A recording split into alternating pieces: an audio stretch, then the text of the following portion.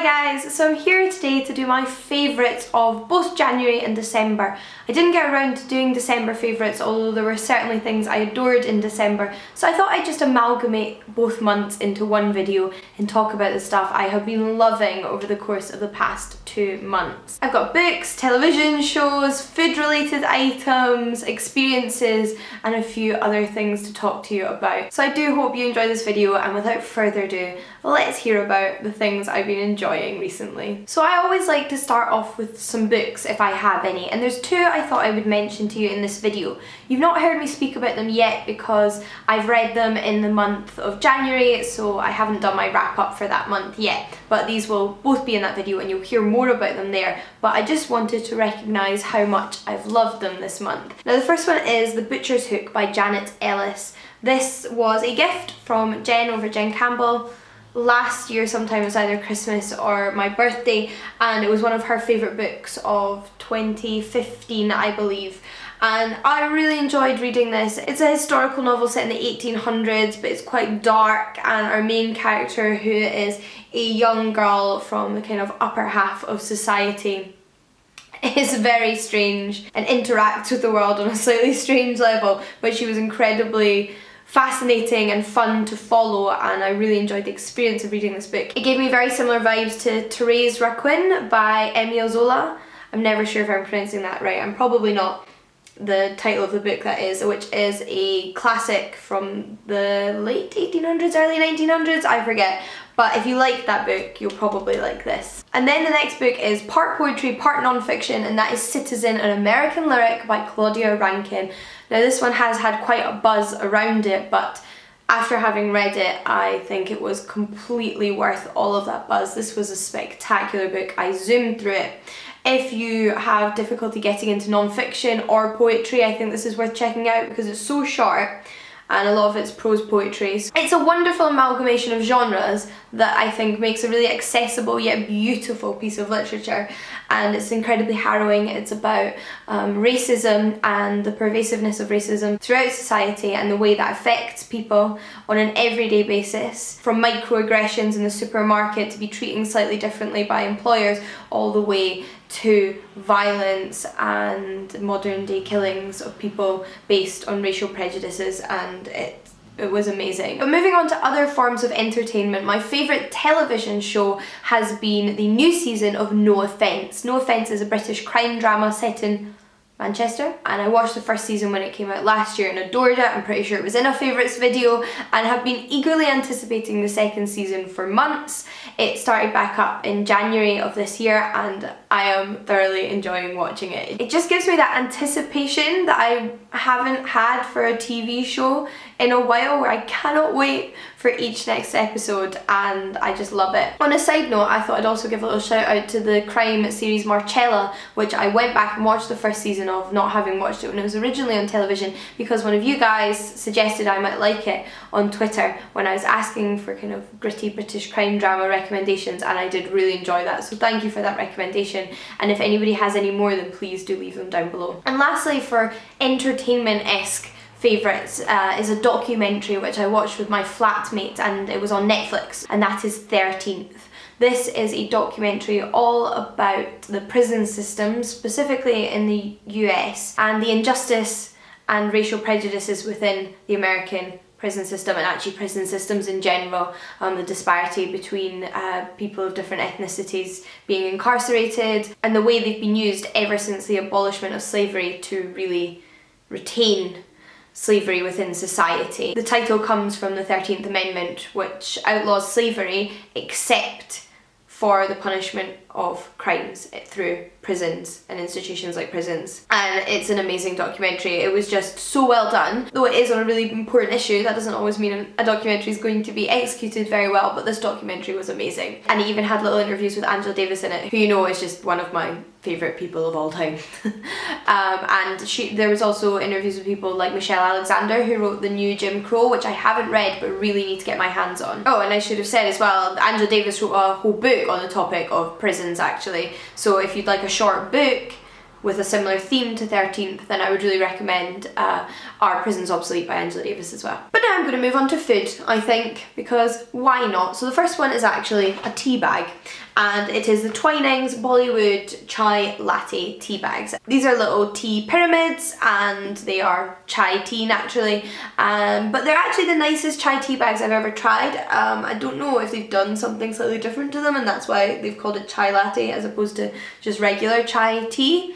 But I have been drinking these in the evening, sort of near bedtime. I would recommend having these with some sort of milk or milk alternative, like almond milk, and they are just delicious and they're such a nice calming drink before bed. For actual food, I have 2 recipe places to check out. One is a book and one is a website. So I'll mention the one I discovered first, and that is Live's Healthy Life, which was recommended to me by Sana over at Books and Quills, and this is a YouTube channel and a blog by a girl called Olivia who does vegan recipes, but they are like the most simple, easy vegan recipes ever. They are perfect if you don't have a lot of time, if you're trying to think of simple foods to cook yourself if you're a vegan, or slightly healthier replacements for some of your favourite junk food. There are so many good things on her channel and her blog, and one of my favourites is the one that Sana originally recommended to me, and that is her chickpea wrap, which is delicious, and I make it for my lunch on a regular basis. But if you would like a book full of really amazing vegan recipes, then I have to recommend Eat Smart by Naomi Smart. I picked this up in the Christmas sales and have been cooking a few things from it and have loved everything I've cooked from it. Some of the things I've adapted depending on the ingredients I've had or been able to access easily. It's quite easy in that way. It's just got some really good ideas for really, really delicious meals. Even if you're not a vegan, I would still recommend this. I think there's some really delicious food in here, and one of my favourites that I've been making a lot is the miso aubergine, which is... But before I get onto the more physical knickknacks I have to show you, let's talk a little bit about experiences, because one of the things I did over December and January was go back home to Edinburgh for Christmas, and I had such a nice time. It was so relaxing, it was so lovely to see my parents, it was super chill. I did a whole vlog of my visit and you can tell from that vlog that I didn't go crazy. It was very relaxed, chilling in the house with like little things fitted in here and there, and I just had such a wonderful time that I couldn't talk about my favourites over the past 2 months and not mention it.